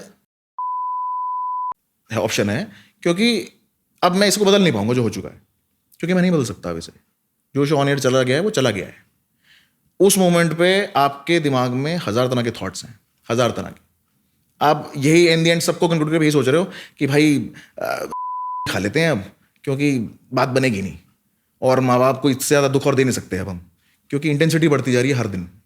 जैसे जैसे वो शो, जैसे जैसे वो रील्स कट के वो पहुंच रही लोगों तक, उसकी इंटेंसिटी बढ़ती चली जा रही है। हर मेरे पिताजी के दोस्त जानता है अब इस वीडियो को, क्योंकि उनके बच्चे देख रहे हैं, बच्चे दिखा रहे हैं कि भैया ये पापा ये आपके फ्रेंड आते हैं, उनके बेटे हैं ये, तो वहाँ भी वो प्रॉब्लम आ रही है। सोसाइटी में हम कहीं रह रहे हैं या किसी फंक्शन में रह रहे हैं तो सब जानते हैं ये वाला घर है। अब वो घर पे आ गए, ये वाला घर है जिसमें लड़का रहता है। तो ये ट्रॉमा मेरे हिसाब से 19 साल की उम्र के बच्चे के लिए नहीं है, नहीं बना है। बट ये वो शो नहीं समझेगा। उसके बाद भी रुका ही नहीं ये लोग, उसके बाद भी शोज बनते रहे, लोग ह्यूमिलेट होते रहे, उनकी जिंदगी बर्बाद होती रही, शो चलता रहता है। एक आइडेंटिटी मिल गई कि ये वो लड़का है, वो लड़का, एग्जैक्टली ये उस लड़के का घर है। कौन लड़का? वही जो लड़कियों को वैसे देखता है। मतलब ये तो अच्छे शब्द यूज कर रहे हो आप। हाँ हाँ, मतलब मैं समझ रहे होंगे लोग, बट हाँ, ये वो एरोगेंट लड़के का वो है, Exactly. घर है, और ये उस एरोगेंट लड़के के पेरेंट्स। तो एक ठप्पा लग गया, एक लेबल लग गया। बिल्कुल। ठीक है, I am interested in knowing how did you deal with that situation, the whole situation was there, how did you cope up with that depressing state, जहां पर जब चारों तरफ नजरें आपको देख रही हैं एंड उन आंखों में आप देख सकते हो कि हर एक आंख आपको जज कर रही है, और शायद लड़कियां डर भी रही होंगी बिल्कुल कि बिल्कुल। भाई ये तो खतरनाक आदमी है। How did you deal with that situation? हाँ, well I don't know, to be very honest. How did I deal with all that? I don't know. How did I still deal with it? I don't know. Moreover it's an acceptance. Problem यही आती है ना कि लोग accept नहीं कर पाते कि हाँ ये हो गया है। आई हैव एक्सेप्टेड इट कि ये जो मेरे को ठीक लगा उस टाइम पे, और जो मुझे आज भी ठीक लगता है, मैं उसी के साथ खड़ा हूँ। जो मैंने बोला बिल्कुल ठीक बोला, और मैं आज भी उसे सपोर्ट करता हूँ, क्योंकि वही सच है ना। दूसरी चीज़ कि आपको डील करना पड़ेगा, दूसरा रास्ता है ही नहीं ना। मतलब या तो ये हो कि मैं देश बदल दूं, तो वो तो सिखाया नहीं घर वालों ने कि भाग जाओ। आई कम फ्रॉम फैमिली जहाँ पे सिविल सर्वेंट्स और फौजी और ठीक ठाक रहे। हमारे यहाँ पे ना बहुत ऐसा माहौल रहा कि फौजी और सेना हमने बहुत सुनी है बचपन से, है ना। तो उन्होंने ये सिखाया कि यार देखो, दबाने के लिए और तुम्हें नीचा दिखाने के लिए और तुम्हें हराने के लिए दुनिया में हर जगह ही लोग घूम रहे हैं। सबका अपना अपना फॉर्मेट है चीज़ों को करने का। कोई आपको स्कूल कॉलेज में हराना चाहता है कंपटीशन से, कोई आपको पढ़ाई में हराना चाहता है, कोई आपको नौकरी में, कोई आपको एज अ इंसान आपको हराना चाहता है। सबके अपने अपने फॉर्मेट है। मतलब आप किस किरदार के आदमी हो, ये आपकी कहानी। उस पूरे 3-4 महीने की ट्रॉमा में मैं ये मानता हूँ कि मेरे दिमाग में जो भी एक थॉट आ सकते हैं वो सारे आए थे, हर तरह के थॉट आए थे। क्योंकि मैं तो अपने अंदर टूटता ही जा रहा हूँ ना, क्योंकि अब मुझे लग रहा है कि यार अब ये तो कभी रुकेगा ही नहीं, ये तो ऑन एयर चला गया है, it's on the internet now, it is accessible. अगर कोई यूएस में बंदा बैठा वो भी देख सकता है कि यार ये देखो ये लड़का कैसा है। तो वहां से थॉट मल्टीप्लाई होता है, और फिर वो वाली कहावत नहीं है कि आप किसी को इतना मत डराओ कि डर लगना बंद हो जाए। वही हुआ जब मुझे दिख गया कि यार अब ये लोग तो रुकेंगे नहीं। और मतलब मैं as a person, you also know, I am a humorous person, I like fun. मतलब अपने को इतना टेंशन नहीं है कि भाई ये क्या बोल दिया, वो क्या बोल दिया, ऐसे क्या हो गया, वैसे क्या हो गया। मतलब जिंदगी जीने के लिए मिली है, जी लो। सबने अल्टीमेटली निकल ही जाना है भाई। मेरा ये भी एक थॉट है जो मुझे लोग कहते हैं एनलाइटमेंट है, but it is very real thought कि ये सारी काम करके, मतलब एक अच्छा शो बना के, एक बुरा शो बना के, एक अच्छा चैरिटी करके या भगवान का काम करके, किसी की भी लकड़ियाँ चंदन की हो रही हैं क्या? सबकी लकड़ियाँ वही है ना, सबने जल के मरना है। तो किस बात का लोड है यार? जब सबका एंड सेम है तो फिर किस बात की टेंशन है, और किस बात का ये रोकना रुकाना है कि नहीं नहीं ये नहीं वो नहीं, ये थॉट गलत है, वो थॉट गलत है। अरे सब अपनी कहानी में सही है भाई, सब अपने शाहरुख खान है। बस इतना आपको देखना है कि आप किसी को इमोशनली डिस्ट्रॉय ना कर दो, क्योंकि उस टाइम तो अपन छोटे थे, पर अब तो अपन बड़े हैं। अब अगर आज की डेट में मुझे डायरेक्टर कहीं मिलता है तो मैं उसे बिठाऊंगा, उससे बात करूंगा मैं कि भाई तेरी कौन सी भैंस खोल ली थी मैंने। है ना। मतलब मैं चाहता हूँ उसे पूछना कि भाई क्या कर दिया था हमने ऐसा, क्योंकि आपने मेरा जो पीक टाइम होता है एक बच्चे का, कॉलेज, वो आपने मेरा खा लिया पूरा, वो आपने पूरा बर्बाद कर दिया मेरा। हालांकि हमने उसमें भी इंजॉय कर लिया, क्योंकि हम अपना रास्ता ढूंढ लेते थे। हम लोग उतना था, हमें संभाला होता घर वालों ने कि हम ठीक रहे तब भी। बट यार एक हमेशा हिचक रही ना कि साला ये पहचान लिया इसने। एयरपोर्ट पर जा रहा हूँ, साथ में बैठा हूँ, वो दूर से देख के बात कर रहे हैं, भैया। वो अपने फ़ोन में दिखा रहा है, कह रहे देख भैया। तो ये अगर सेलिब्रिटी पर्सपेक्टिव में होता तो बड़ा मजा आता मुझे कि यार मैंने कुछ अच्छा करा है तो ठीक है। पर मुझे पता है कि वो क्या थॉट रखते हैं। वो जो एक ट्रॉमा है आप वो नहीं समझ सकते, मैं आपको समझा नहीं सकता शब्दों में। वो अजीब है बड़ी चीज़ कि आप जहाँ भी जा रहे हो आपको ये डर है कि वो पहचान लेगा, है ना। तो जब इस हद तक हो जाता है कि आपको दिख गया है कि भाई अब कोई और चारा नहीं बचा है, शो को सब लोग जानते हैं, सब लोग फॉलो भी करते हैं, और यंग जनरेशन जो है सबसे ज़्यादा फॉलो करती है, तो अब you have to fight back. All right, I am interested in knowing, उसके बाद you went to Shark Tank, right.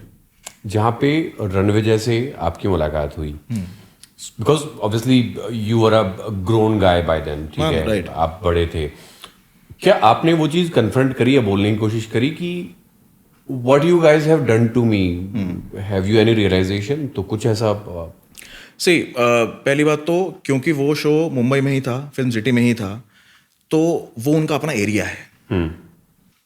आप उनसे बात कर पा रहे हो, ये आपके लिए बड़ी बात है वहाँ पे, क्योंकि वो उनका अपना गढ़ है ना, वो उनका अपनी जगह है, ठीक है। दो हम उससे मिले क्योंकि वो he was hosting the show, है ना। तो जब हमने पूरा पिच हमारा हो गया था, उसके बाद जब हम बैक स्टेज जाते हैं होस्ट के साथ इंटरव्यू के लिए, तो वहाँ वो हमें मिलता है। Though he was not able to recognize me, क्योंकि अब टाइम बहुत हो चुका था और मुझे रख ली थी मैंने, तो बदल गया था ज़माना। बट उसकी टीम पहचान गई मुझे कि यार ये लड़का जानते हैं कहीं इसको। तो देवर ऑल्सो, मतलब आप जैसे क्या कि मैं यहाँ खड़ा हूँ, है ना, सामने रणविजय खड़ा है, उसके बीच उसकी टीम खड़ी है, तो आई कैन सी देम कि यार वो कुछ तो फोन में ढूंढ रहे हैं। और जब भी कोई ऐसा करता था मुझे लगता कि भाई यार इन्होंने एमटी ने यूट्यूब खोल लिया है। ये फिर आ गए यार, मेरी मर्जी लेके आ गए भाई। ये अब मुझे जस्टिफाई करना पड़ेगा कि मैं रेप क्यों नहीं हूँ। ओह क्रेजी।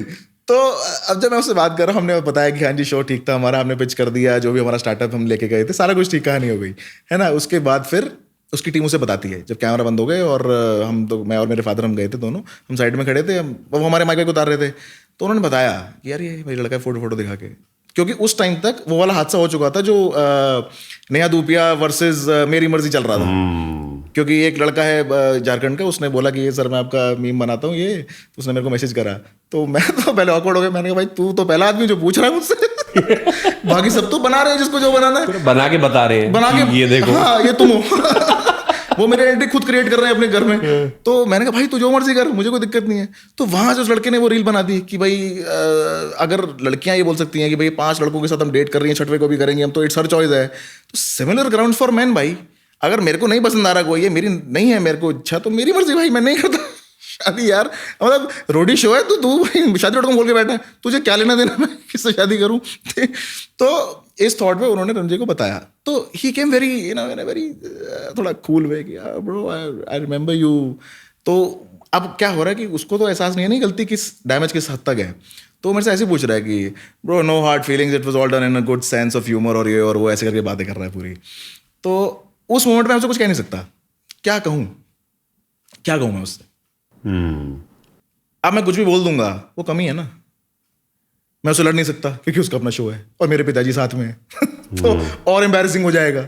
गुस्सा है मुझ में, गुस्सा मुझे आया हुआ है, क्या करूंगा गुस्से का। I can not do anything to him physically, verbally भी करने का कोई फायदा है नहीं। आप एक शो करने गए हो और एक चीज आप भुगत चुके हो जिससे आप अब बाहर आ चुके हो।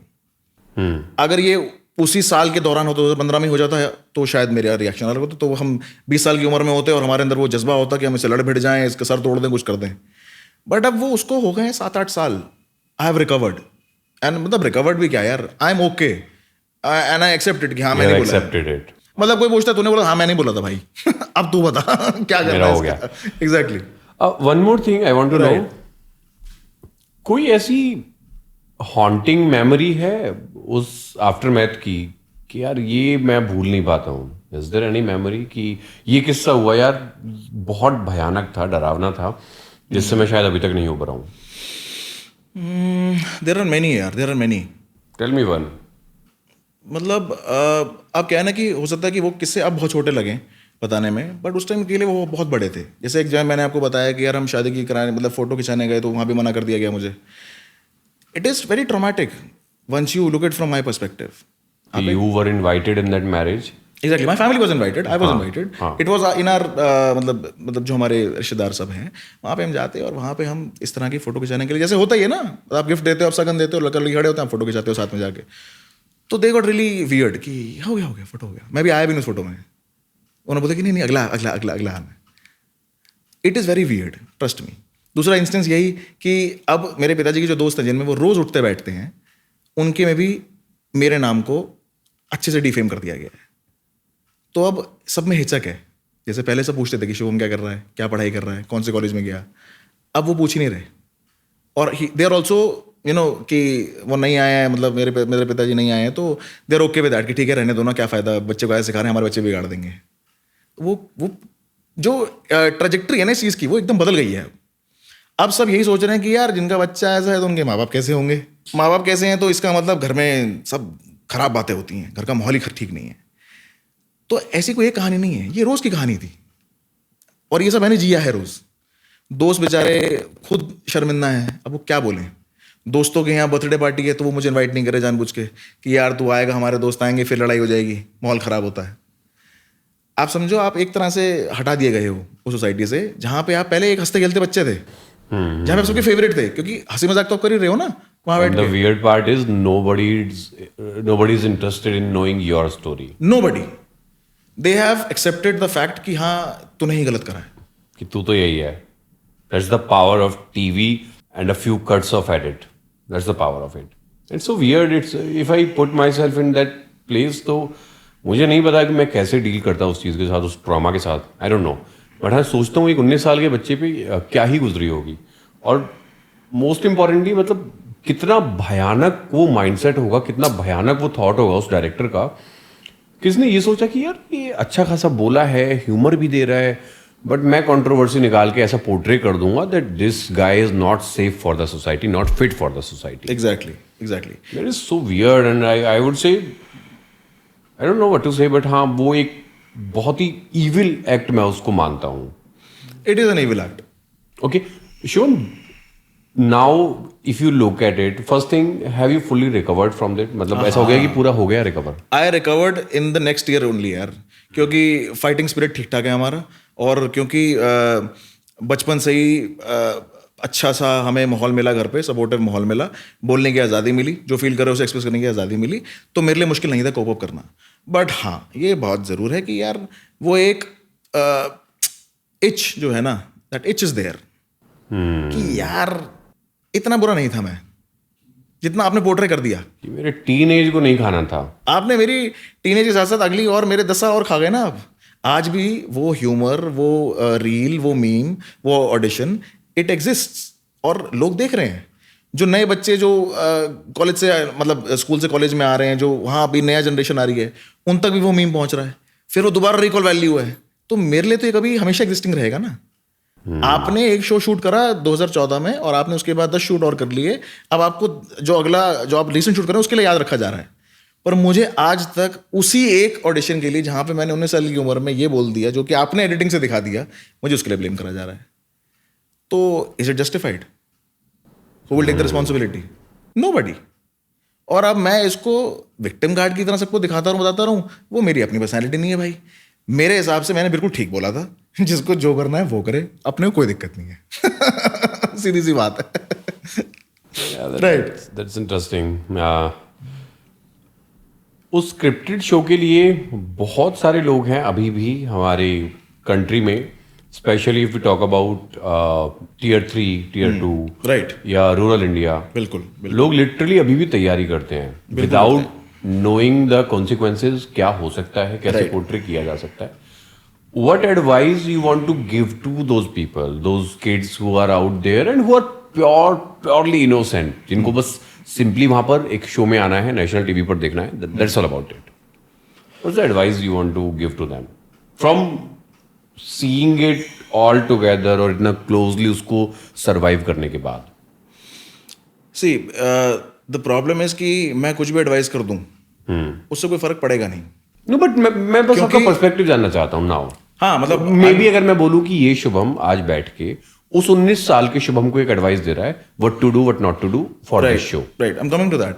तो पहली चीज तो यही प्रॉब्लम है कि अगर मैं इनको आज एडवाइस देता भी हूँ ना, they will not listen to me, because उनको ये है कि यार ये खुद तो जान ही पाया, हमें एक एडवाइस दे रहा है। पीपल ओनली अंडरस्टैंड कि आप कहाँ पहुंचे, आपने उसके बाद कैसे अपने आप को सेलिब्रिटी जोन में डेवलप करा, किनके साथ आपकी फोटोज हैं, आपके इंस्टाग्राम पे ब्लू टिक है या नहीं, क्या आपके रील को 1 लाख व्यूज मिल रहे हैं, आपके फॉलोवर कितने हैं।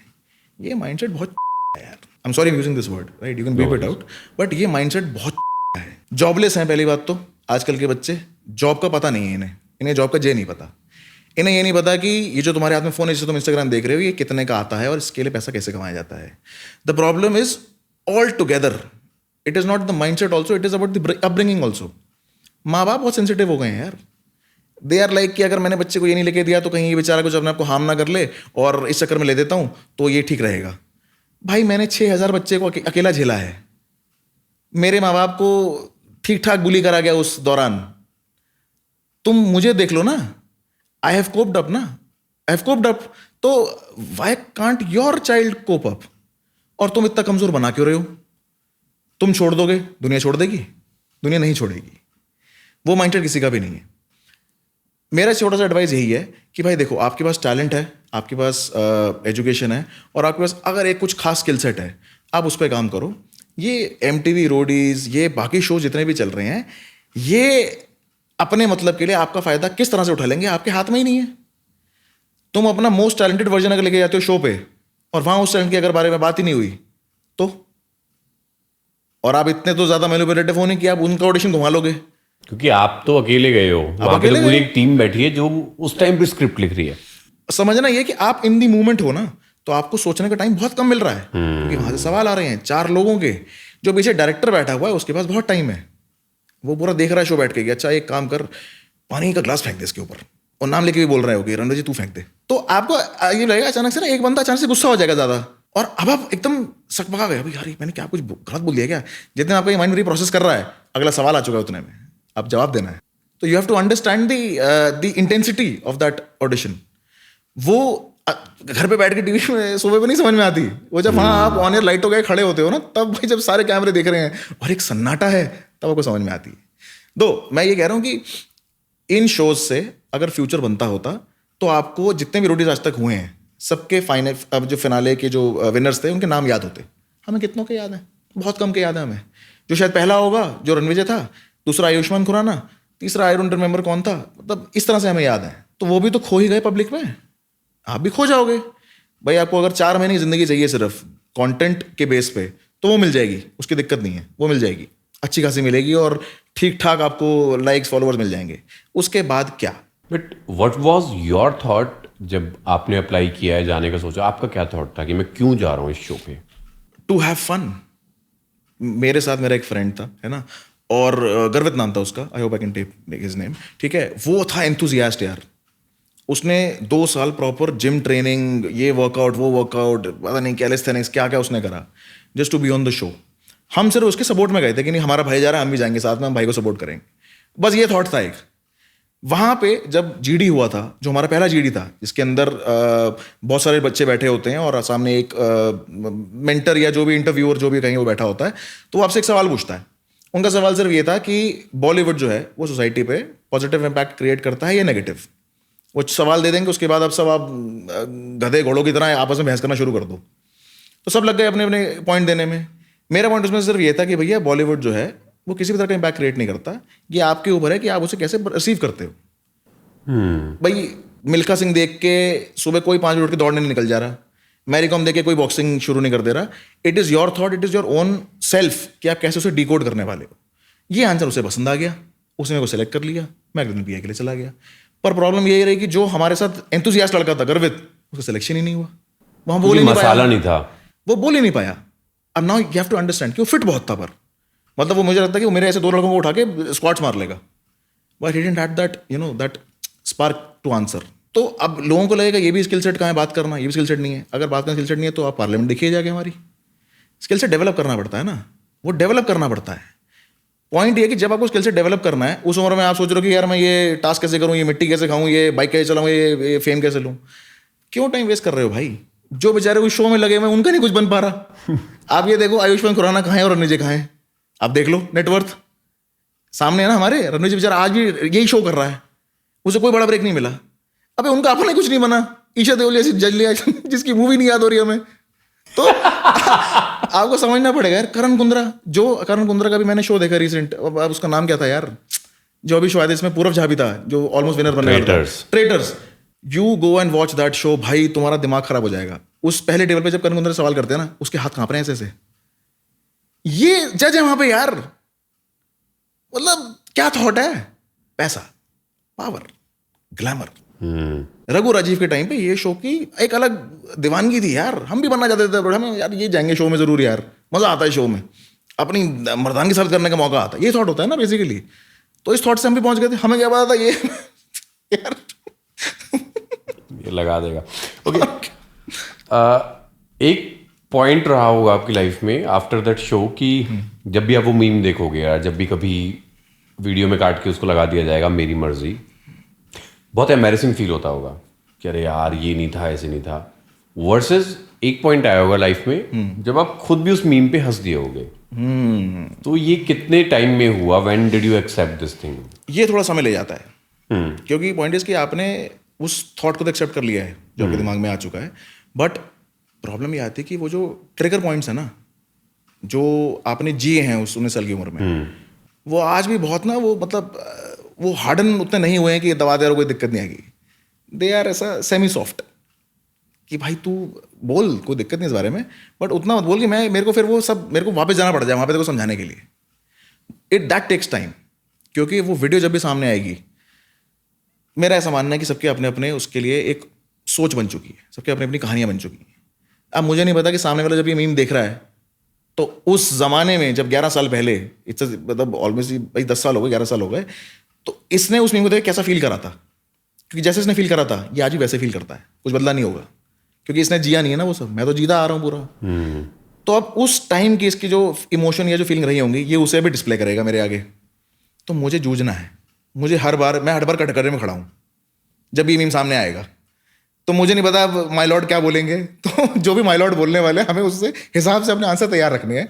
और गीता पे हाथ तो ऑलरेडी रखा ही हुआ है कि मैं सच ही बोलने वाला हूँ भाई। अब तो कहानी ये है कि आपको उस ट्रॉमा से बाहर आने के लिए फैमिली का सपोर्ट, दोस्तों का सपोर्ट बहुत ज़रूरी है, क्योंकि अगर वो आपको थोड़ा सा रिलैक्स नहीं कर पाएंगे ना तो आप बहुत ज़्यादा फंस जाओगे, जो कि मैंने एक्सपीरियंस करा ठीक ठाक। But you had a family support?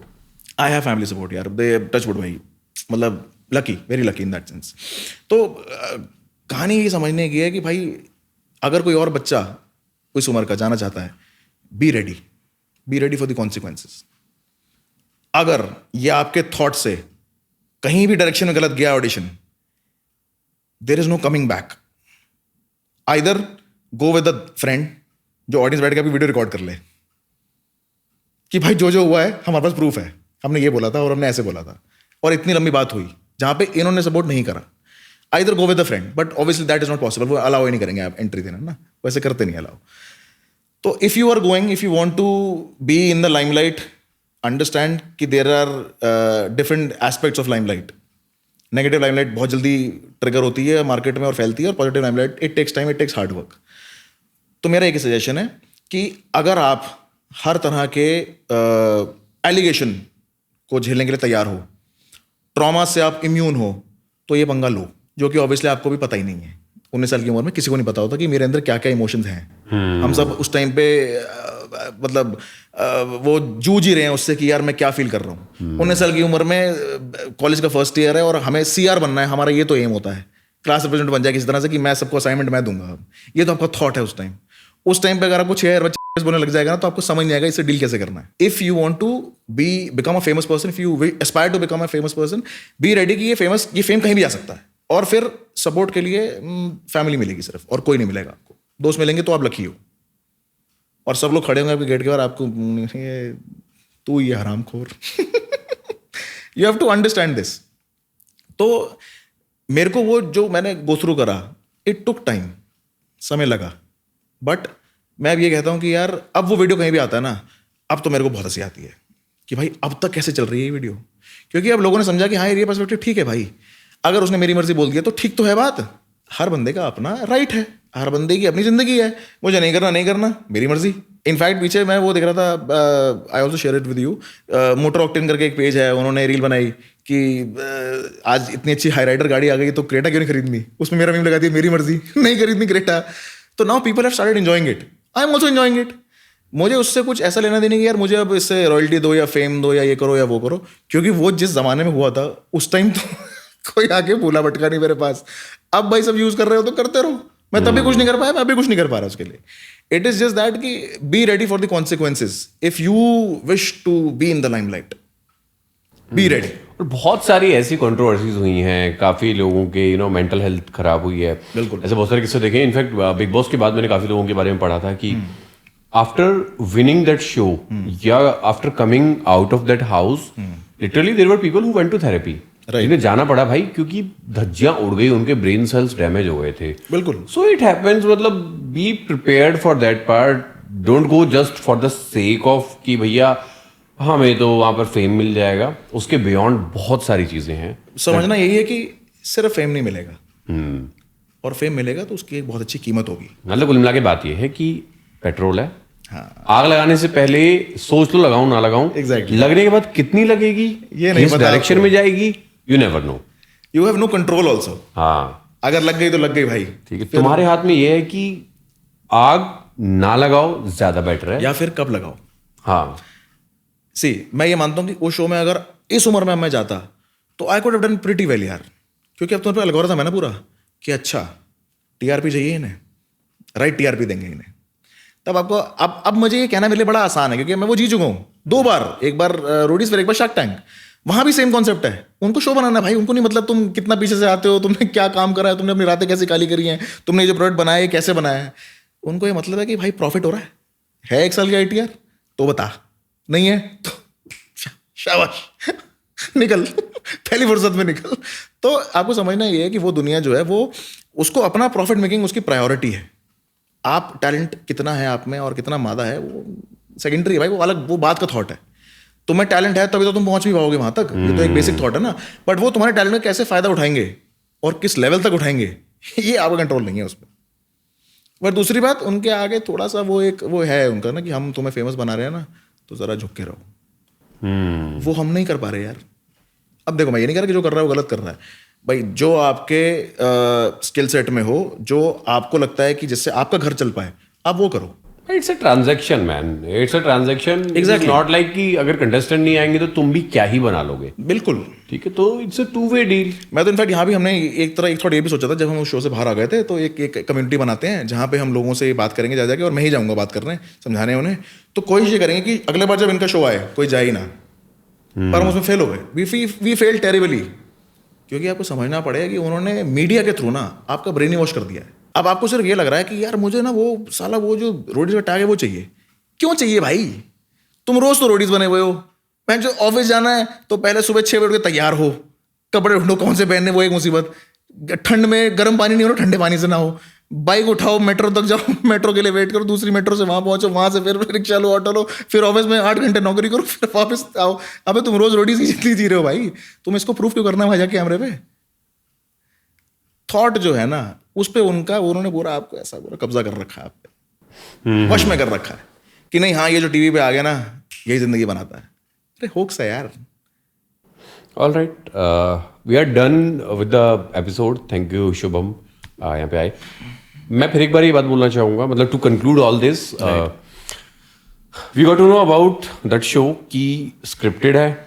ठीक है. जो भी आप वहाँ पर देखते हो सब कुछ लिखा जाता है प्रॉपर एक पेपर के ऊपर कि इस टाइम पर ये थप्पड़ मारा जाएगा, गाली दी जाएगी, गुस्सा किया जाएगा, जलील किया जाएगा. 57 मिनट्स का ऑडिशन था, ह्यूमर भी था, जजेस ट्रिगर हुए, करवाया गया उन्हें एक कॉल के थ्रू, क्योंकि टीआरपी निकालनी थी, और उसको तोड़ मरोड़ के कुछ 9-10 मिनट का ऑन एयर कर दिया. लेकिन यहाँ पर उनका काम तो खत्म हो गया. और खासतौर पे द डायरेक्टर साहब, if you are watching me right now, I am talking to you directly. अगर आप ये देख रहे हो तो आपने एक 19 साल के बच्चे की लाइफ का क्या किया, मतलब you can't even imagine. So I hope you realise this thing and बाकी किसी के साथ ना हो. बट हाँ, दैट्स हाउ इट वर्क्स यार. मतलब ठीक है, इसी तरीके से लोग काम करते हैं. Life will go on. हाँ, मतलब they will keep creating this shit. ठीक है. They will keep selling you the shit. They will keep just playing with your brain cells. So वो वासेपुर का डायलॉग है ना कि जब तक सिनेमा है हाँ तब तक पब्लिक बनती रहेगी. जब तक exactly that is true to its core. So it's fine. मतलब हम बस एडवाइस कर सकते हैं अपने कम्युनिकेशन के थ्रू, अपने पॉडकास्ट के थ्रू. बट जिसने जो करना है वो करेगा. हाँ भाई, मतलब कोई ज्ञान नहीं है हमारे पास ऐसा. It was just a story, just the other side of the candidate वो सामने नहीं आ पाई कभी, तो वो निकालने की कोशिश करी है. एंड आई होप आप समझ पाए हैं यहाँ तक इसको. So all right Shubham, thank you so much man. It means a lot. Thank you for having me यार. Thank you. Bye. And guys कर दो यार लाइक शेयर सब्सक्राइब वगैरह जो करना होता है, मतलब सब कर करो यार. सॉर्टेड है. मेरे पास तो वो नहीं है, मेरी मर्जी. ठीक है. नहीं ऐसे ही करना चाहिए हमें. सो बेसिकली क्या है कि पॉडकास्ट बहुत तरह के हो रहे हैं, बट इफ यू वांट कि तुम भी वहां पहुंच पाओ तो स्टार्ट हेल्पिंग अदर्स पहले. है ना। पहले आपके जो सर्कल में लोग हैं वो वहां तक पहुंचे, तो वहां से फिर क्या होगा, फिर आप भी पहुंच पाओगे।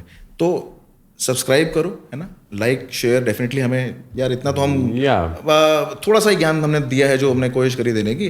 तो मेरा ये मानना है कि आपको इस तरह के पॉडकास्ट और इस चैनल पे मिलते रहेंगे, कंटेंट आपको आता रहेगा, है ना, और कुछ आप इससे बेनिफिशियल सीख पाओगे। Definitely will try to bring more and more stories, raw stories जो कभी कहीं नहीं गई हैं, ठीक है। The point is not to do something revolutionary, the point is simple कि स्टोरीज आनी चाहिए यार। लोगों की बहुत कहानियां ऐसी हैं जो आपने कभी इमेजिन भी नहीं की होंगी कि ऐसा भी होता है। जैसे शुभम की स्टोरी है, हम सब लोग असली, हम सब ने मीम शेयर कर दिया, सब कर लिया, लेकिन किसी ने जानने की कोशिश करी कि शुभम के साथ हुआ क्या उसके बाद। ठीक, उसकी जिंदगी में भाई एक लेबल लग गया, ये है भाई, इससे दूर रहो, इसकी ना शादी होगी अब, ना इसको शादियों में बुलाया जाएगा, दिस नो पॉइंट, ठीक है, this no life in it. एक बना दिया गया जस्ट बिकॉज एक डायरेक्टर को बस कुछ खुराफात सूझी कि नहीं भैया हम तो कंट्रोवर्सी क्रिएट कराएंगे। नहीं, he was trying to justify his job. हाँ, उसको अपना शो बोला एमटीवी ने हिट करना है, पॉइंट तो रास्ता ढूंढ के ला कैसे हिट होगा। शुरुआत में ऐसी जॉब्स ही क्यों क्रिएट की गई? What was the need to create such things? That is the big question. But anyways, please guys do like, share, subscribe, and do whatever you can just to support this channel. Thank you so much. It means a lot. Bye.